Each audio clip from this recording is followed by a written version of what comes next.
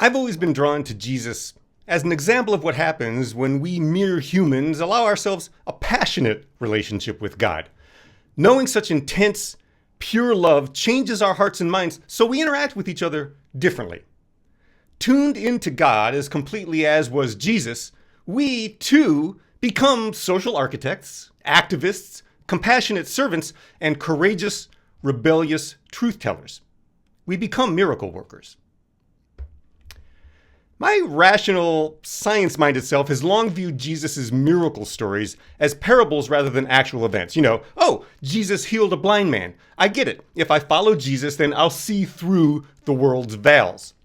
Also, the historian in me knows that gods and demigods embodying winter's death and spring's resurrection is a variation on a tale as old as humanity, appearing in holy texts worldwide for thousands of years before Jesus' birth. So, I've never needed Jesus to be supernatural for him to be a powerful force for love. Millions of other people who follow Jesus in this more reason-based manner loosely gather together under the banner of progressive Christians.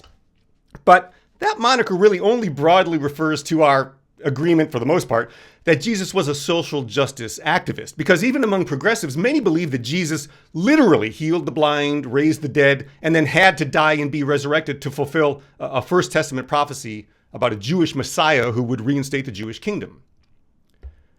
While I will never believe that Jesus was the fulfillment of an ancient prophecy, because, even the gospel authors knew that he wasn't, my understanding of his miracles has changed significantly over the decades.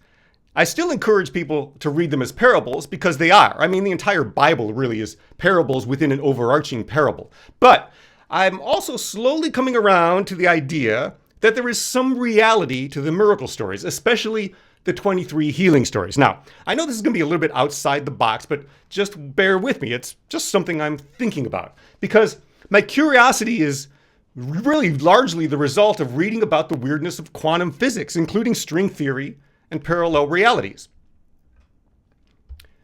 As quantum physics reshapes our understanding of the fabric of physicality and its exceptionally nebulous nature, I wonder if there's perhaps more to Jesus' miracles than my rational mind has been willing to admit. Now, I don't want to turn Jesus into a magician or like Gandalf the Great, but if Jesus was perfectly tuned into God, and God is the substrate of reality, then isn't it possible that Jesus could maybe shift reality, at least enough to, say, heal blindness? What if Jesus could perform what appeared to be miracles? His abilities still today appear miraculous to those who don't understand how flexible and malleable our quantum world actually is. What if we can bend and twist our reality too? And what if there's nothing supernatural about it? Perhaps miracle is simply a word we use when we don't understand something. The brilliant scientist and sci-fi master Arthur C. Clarke once postulated, any sufficiently advanced technology is indistinguishable from magic. Well, we don't understand how Jesus healed people, and his contemporaries definitely didn't know how he healed people. So, like them, we continue to conclude it must be magic or maybe even just a myth. And not long ago, I would have agreed and written those stories off as morality tales, not really physical, actual events. However, now we know that our reality is formed by entangled, time-shifting, reality-hopping quantum elements that seem magical, but really are the most natural structure in our universe. Clarke postulated 3 laws, by the way, and we can apply most of them to Jesus. The first one is, when a distinguished but elderly scientist states that something is possible, he's almost certainly right. When he states that something is impossible, he's very probably wrong. Second one is, the only way to discover the limits of the possible is to venture a little way past them into the impossible. And of course, the famous, any sufficiently advanced technology is indistinguishable from magic. So I ask you, Doesn't Jesus push the limits of the possible with everything he does? I mean, he pushes the limits of the Jewish leadership, the Roman occupiers. One could argue he pushes them maybe a bit too far. He pushes his disciples and the crowds listening to him. He ventures into impossible relationships. He pushes the societal expectations of the people one does and does not hang out with, choosing tax collectors and fishermen over the power elite. I'd say Jesus pushes a little way past everything, especially the status quo, into the impossible. Maybe Jesus is the advanced technology we find indistinguishable from magic. Knowing what we do about the energetic foundation of material reality, it seems plausible Jesus may have been able to do some things that to us appear magical, but are simply the result of his advanced awareness of the quantum underpinnings of reality. I mean, Jesus was an energy worker, not a wizard. He's an evolved human who understands and possibly can transform the energy within and around us. I mean, everybody that we encounter is, in essence, a gazillion subatomic particles vibrating so energetically that they form a human. We are a bundle of frequencies. Everything is. That knowledge, by the way, is why we can make things like watches or send radio and TV signals and fabricate CPUs for computers. Everything vibrates. Your house, your shirt, your entire body is vibrating, actually at a pretty low frequency. Bodies only vibrate somewhere between 7 and 10 hertz. That's because our bodies are very dense. We're sort of very dense.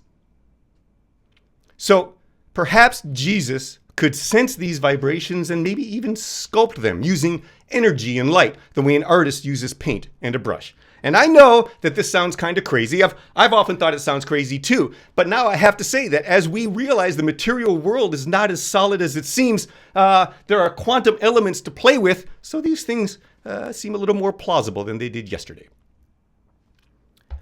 We are pretty sure that physical reality results from gazillions of subatomic strings vibrating everything into existence. Nothing is as solid as it seems. That chair you're sitting on is an unfathomable number of subatomic particles dancing together in a way that forms a chair. Everything in existence is frequencies and their harmonics. Life resonates with the song of the subatomic world swirling within us. We are a universe of fundamental life-giving particles, all cooperating in the ecosystem of our being. If we can sense that activity the way I'm starting to think Jesus could, then maybe we too can perform miracles. We're starting to understand the relationship between frequency and matter scientifically, but spiritual masters like Buddha and Jesus have tried to explain it to us for millennia. They knew that if we could tune into the essence of creation, we would understand we are all part of that perfect, loving, compassionate essence, that we are less 8 billion individuals than 8 billion manifestations of a singular mind. I believe Jesus deeply understood the quantum foundation of the universe, even if he wouldn't describe it that way. Maybe he could shape reality to a certain extent, because really, reality is just energy after all, and it's already been and is being formed into the material world, into you and I, and everything around and within us. We can interact with the universe's foundational energy.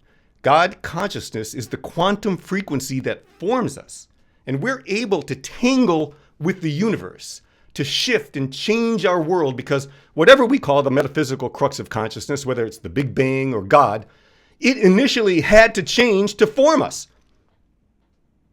Besides, we manipulate energy all day without even thinking about it, just by being the moody whiners that we all are. I mean, we can put each other in a bad mood so fast it trends on TikTok. What might happen if we thought more consciously about the frequencies we're emitting and tried to create melody and harmony instead of dissonance? We live in an era of unprecedented discovery, exploring reality from the tiniest quantum engines of creation to the farthest reaches of the universe. Science and the scientific method have served humanity miraculously well, see what I did there?